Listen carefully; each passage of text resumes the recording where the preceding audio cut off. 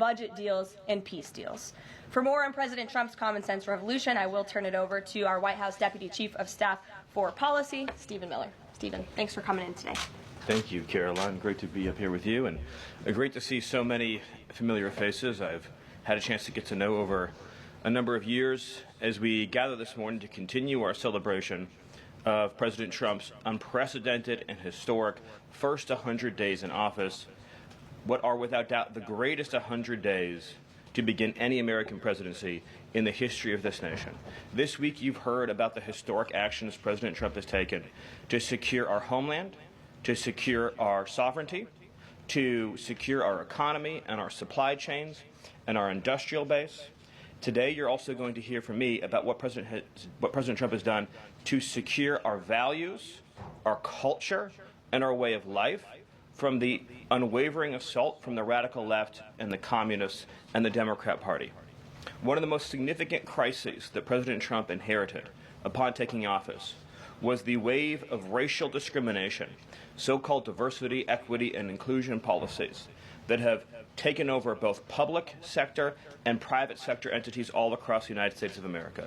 Perhaps the most dramatic example of this is that our air traffic controllers were being hired and promoted based on race and gender, not their ability to conduct our nation's air traffic. I would estimate that probably 90% of Americans would agree with the statement that airline safety should be based on your ability to keep, airline safety jobs should be based on your ability to keep planes landing and taking off and flying safely, not on what demographic box you check. President Trump has ended across the entire federal government all hiring, recruiting, retention, promotion, and training based on race and sex. This includes in our law enforcement agencies. So, again, when we took office, even in sensitive law enforcement, national security, and intelligence agencies, we were hiring individuals not on their ability to carry a weapon, not on their ability to keep Americans safe, not on their ability to conduct sensitive intelligence operations, but based upon race and sex. And obviously, that is unacceptable. It's going to be merit-based across the whole federal government. But this wasn't just the federal government. This was the private sector, and this was also, of course, our entire university and education system. So President Trump's Department of Justice, working with other departments and agencies, have made clear that this administration is going to fully enforce Title VI, Title VII, and Title IX of our federal civil rights code. Discrimination based on race and sex is prohibited by law, and this administration will vigorously enforce that. And companies, small or large, that violate plain text of federal statutes will face appropriate financial and other penalties. And this administration is not going to let our society devolve into communist, woke, DEI strangulation. We are going to have a system of merit, which is not just a social and cultural issue, it's an economic issue. When you hire, retain, and recruit based on merit, as President Trump has directed, you advance innovation, you advance growth, you advance investment, you advance job creation, you create the best and safest product for all Americans. When a citizen goes to, say, a hospital in a medical emergency, they don't care what race or sex their doctor or their nurse is. They want the best treatment they can get in that emergency. When they're flying a plane or when they're on an aircraft, they want that pilot to be the best pilot, the safest pilot, not caring what that pilot's race or sex is. This applies across the whole government. In particular, looking at our university system, this administration has opened investigations into universities across the country for violating, and we talk a lot about Supreme Court rulings, universities across this country are in plain and direct violation of the Supreme Court's ruling that affirmative action, as in racial quotas and set-asides, are illegal. Students must be admitted to universities on a color-blind basis. But we have demonstrated through clear evidence that our university system, including our medical schools, and perhaps particularly our medical schools, are engaging in race-based discrimination, racial set-asides, racial quota schemes, and other efforts to evade the Supreme Court's ruling and again, the plain text of federal statute. So universities are on notice, and universities are already facing the financial consequences of their noncompliance with federal law. The clearest example that we're all familiar with, of course, being Harvard, which is engaged in repeat, systemic, and sustained violations of federal civil rights law.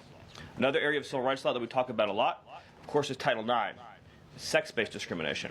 And this administration ended the Biden administration's policy and the Democrat Party's policy of allowing men into women's sports, men into women's spaces. We are using every single legal and financial tool we have at President Trump's direction to make it clear that schools and universities are and will lose federal funds, as you've seen in Maine, if you allow men to invade women's sports and women's spaces. And this applies to our whole K-12 system. The Department of Justice is also coordinating with state and local law enforcement to fight child abuse in our school systems. It is child abuse to change a child's gender, particularly if you do not inform the parents. In other words, if a 5-year-old or a 6-year-old goes to school, or a 7-year-old goes to school, and the teacher tries to turn the boy into a girl or the girl into a boy, that is child abuse. And this administration is treating that as child abuse. And it is a gross violation of parental rights. This also includes the administration's message to our hospital systems that they cannot and will not be allowed to use taxpayer dollars. This week, the White House podium came alive again, but not with bland bureaucracy or empty talking points. No, what we saw was the full reassertion of Trump to point zero, unleashed and unapologetic. Standing at that podium was Press Secretary Karoline Leavitt, sharp-tongued and battle-ready, flanked by Deputy Chief of Staff Stephen Miller, the ideological architect of some of Trump's most aggressive policies. The duo delivered a briefing that can only be described as part celebration, part warning shot, and all in on the MAGA revival. Let's break it down, line by line, signal by signal, because what was said and what was left unsaid tells us everything about where this White House is heading. Restoring common sense. That's the new slogan on repeat throughout the briefing. But here's the truth. This isn't just about common sense. It's about dominance. Reasserting executive power, slashing regulatory red tape, and bulldozing over what they call the deep state consensus. Karoline Leavitt, with her trademark smirk, didn't waste time. She declared that the administration had already reversed over 60 Biden-era regulations. She claimed these moves had unleashed energy markets, rebuilt borders, and reinstated fairness in trade. But if you listened closely, you heard something more, a doctrine of disruption. This White House isn't just governing. It's rewriting the rules. Then came Stephen Miller, calm, calculated, and deadly precise. He spoke less like a deputy chief of staff and more like a general plotting ideological war. He hailed the first 100 days as the decoupling from globalist institutions, code for withdrawing from multilateral deals, shaking up trade partnerships, and reinforcing America's nationalist spine. He spotlighted 3 initiatives. 1. The National Tariff Shield, which punishes companies outsourcing to adversaries. 2. The Department of Justice revamp, putting federal prosecutors back in what he called the law and order business. 3.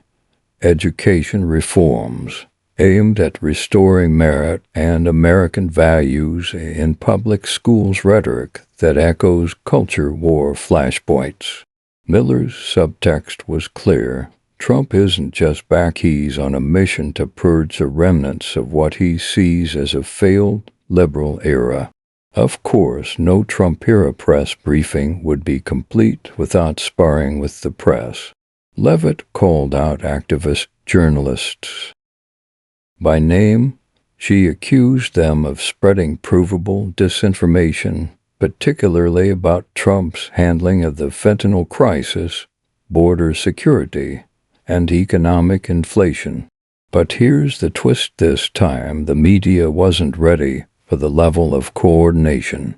For every attack from reporters, Miller countered with documentation.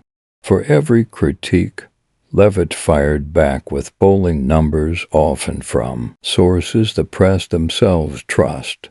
This wasn't the chaotic energy of Trump's first term. It was sharpened, strategic, ruthless. Leavitt spent a notable segment blaming Biden for the economic contraction, calling it the result of 4 years of reckless subsidies, ideological ESG policies, and wage suppression through mass migration. She claimed Trump's early executive orders, particularly the Energy Sovereignty Act to end trade patriotism order, had already spurred $90 billion in onshoring announcements.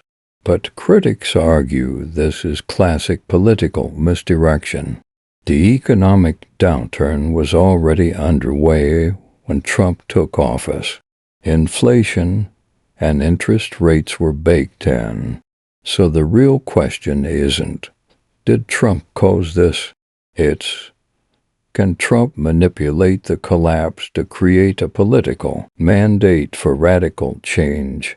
Under Trump 2.0, the border isn't just about physical walls, it's about policy walls.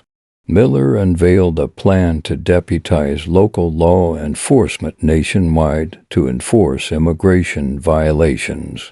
Critics call it unconstitutional, supporters call it necessary. What matters is the implication. Trump's second term is going further than the first, emboldened by 4 years of court reshaping and new state-level alliances. They're not asking permission anymore. They're building the policy infrastructure, or what Miller calls American demographic integrity. This briefing also gave us clues into Trump's evolving foreign doctrine. Leavitt hinted that military aid to Ukraine would be under full audit. Miller emphasized that NATO must prove its value or risk recalibration, and on China, the tone was cold, sharp, and confrontational. Leavitt called China a hostile regime exporting death and dependency, citing fentanyl, trade, and AI theft. Don't be fooled. These aren't just talking points, they're trial balloons for a foreign policy reset that could reshape America's alliances and enemies. Perhaps most revealing was how openly the administration embraced its cultural agenda. Leavitt called DE policies a national security threat. Miller described the education system as infiltrated by postmodern nihilism. But what's different now is that this White House isn't merely commenting on the culture war, they're writing executive orders around it. From banning federal DE funding to stripping Title X of ideological distortions, they're putting pen to policy. This is Trumpism institutionalized. Let's be honest, this wasn't a press briefing. It was a declaration that Trump 2.0 is no longer reactive, it's offensive, intentional, and built to endure. Where the first term brought volatility, the second brings precision. Where the first term was about making noise, the second is about consolidating power through executive action, media warfare, and ideological clarity. And with Leavitt and Miller leading the charge, the message is clear. This is not a reset, it's a revolution. Whether you love Trump or loathe him, these 100 days show that his second administration is not here to govern within the old lines. They're here to redraw them entirely. And folks, that's what makes this moment historic, dangerous, and worth your full attention. Because when power is this focused, this disciplined, and this unapologetically defiant, it tends to leave a mark.